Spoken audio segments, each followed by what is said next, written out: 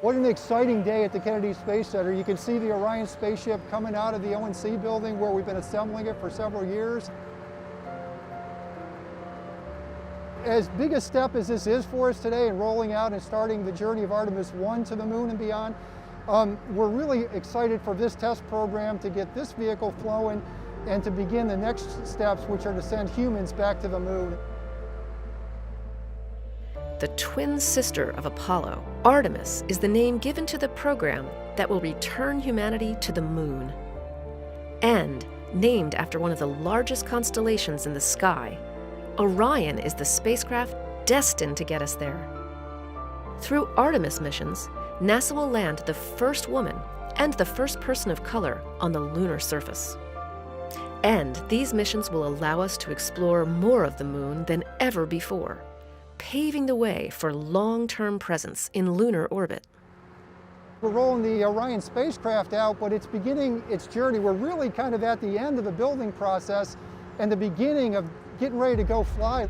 But before Orion can travel to our nearest celestial body, it must first make a few pit stops along the way to fuel up and get ready for flight. As we leave here today, we're going to go to a facility that'll fuel the spacecraft with the rocket fuels and propellants it needs. We'll put a launch abort system on. We'll send it out to be stacked in the rocket and launched. And it's really the last few yards of the game. Orion's journey to the moon began on the bayou. NASA's Michoud Assembly Facility in New Orleans is where technicians with Lockheed Martin began welding the pieces of the spacecraft's underlying aluminum structure together. 1 year later, it arrived in Florida, taking up semi-permanent residence inside the Neil Armstrong Operations and Checkout Building at NASA's Kennedy Space Center. Engineers and technicians will spend the next years working almost around the clock, outfitting Orion with thousands of components and pushing the capsule through several rounds of rigorous testing as teams prepare for its flight around the moon. The first step, though, is the crew module's arrival. When the crew module shows up here at the ONC building, it's really just a welded shell of the structure. When it gets here, we put it into a fixture called the bird cage tool, and we use that fixture to position and attach all of the mechanically attached primary and secondary structure for the crew module. Part of that includes the heat shield, which protects the crew module as it blazes through Earth's atmosphere at astonishing speed as it returns home.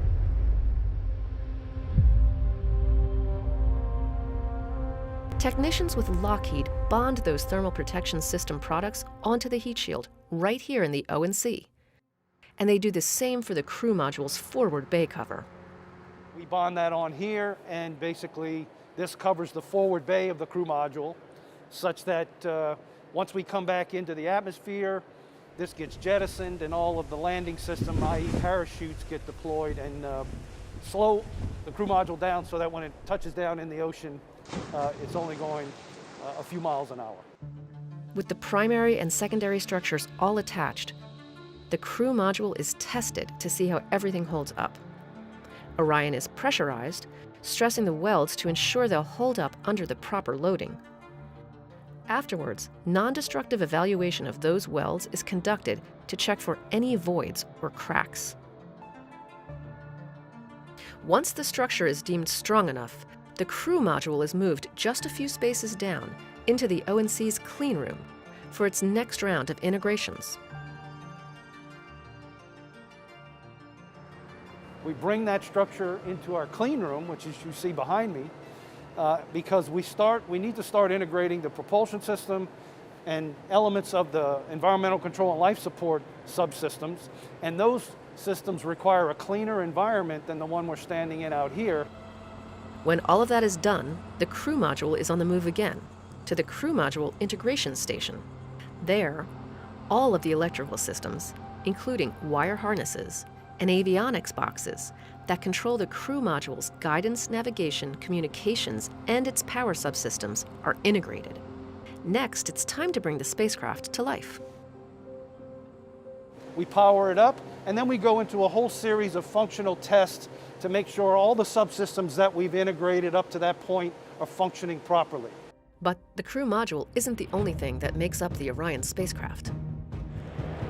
All the people, the work, the components that have gone into this vehicle, it's just an amazing feat. Teams also worked closely with the European Space Agency to build the service module, the element that will power Orion on its journey around the moon. Once that arrives, from Bremen, Germany, Lockheed moves forward with integrating the two. The service module has a very similar life cycle to the crew module. We build it up structurally, we integrate the propulsion system and the other fluid systems, and then we integrate it electrically and power it up and do functional tests on it. And when we have a full service module and a full crew module, then we stack the two together and we have what's called the crew service module for Artemis 1. Under the Artemis program, NASA plans to not only return to the moon, but to use that as a stepping stone to go farther than any human has ever gone before, Mars. To get there, it's truly a cross-country and international effort among thousands of individuals. When you consider all the people, at the Johnson Space Center, Marshall Space Flight Center, all across the agency, SLS, Orion, the European Service Module, Boeing and their team, Lockheed Martin and their team, and to see all of that come together on that launch when we send it on its way to the moon, it's going to be absolutely amazing, and we're going to have a lot of really proud, happy people. Building a spacecraft destined for deep space exploration from the ground up is no easy task. And the fact that these teams have been able to come together and do just that in the midst of a global pandemic is nothing short of amazing. It really is a testament to the workforce. If you think about what we've been through over the years that they've been putting this together, and particularly think about the environment that this team was dealing with. We're dealing with COVID, and we're asking these folks to come into work every day and finish the spacecraft so we can keep this mission going. And we're ready, and we're excited. And so as they turn this over to us, we're ready to get going.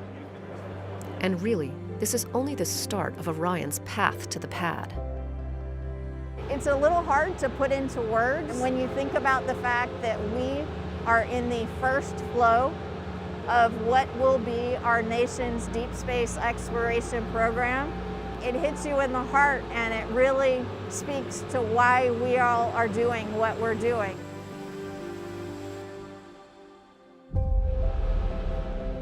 I never thought as a little kid growing up I'd be part of something like this today. Now as a dad of two young girls, to be able to tell them what I do and to be able to have them someday watch the first woman stand on the moon is pretty amazing to me personally. As the Orion spacecraft departs the ONC, its next stop is the Multi-Payload Processing Facility, or MPPF, where teams with NASA's Exploration Ground Systems and prime contractor Jacobs will perform the next set of milestones, fueling and servicing the spacecraft. We have a few months of hard but rewarding work ahead of us to get to launch, but this is it. This is our year. This is our time and what folks have worked so hard for. Now we're going to continue with processing, get that thing checked out, fueled, get the launch abort motor stuck on top of it. With fueling of Orion's crew and service modules complete, the spacecraft moves from the MPPF into the Launch Abort System facility.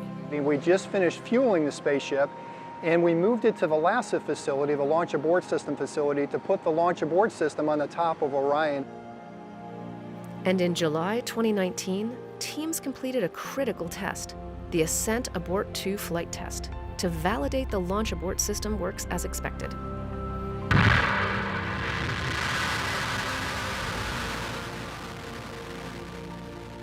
After reaching an altitude of about 6 miles, where the test spacecraft experienced high-stress conditions expected during launch, the abort sequence triggered. Within milliseconds, the abort motor fired to pull the crew module away to safety. Its attitude control motor flipped the capsule into the proper orientation, and the jettison motor fired to release the crew module for a splashdown in the Atlantic Ocean. I feel, just honored and humbled every day to be able to work on this stuff. This rocket is just going to be absolutely amazing. Now that the spacecraft's launch abort system is securely in place, Orion is ready for the next stop on its path to the pad, the Vehicle Assembly Building. Once inside, the spacecraft will be placed on top of the Space Launch System rocket, the most powerful rocket the world has ever seen.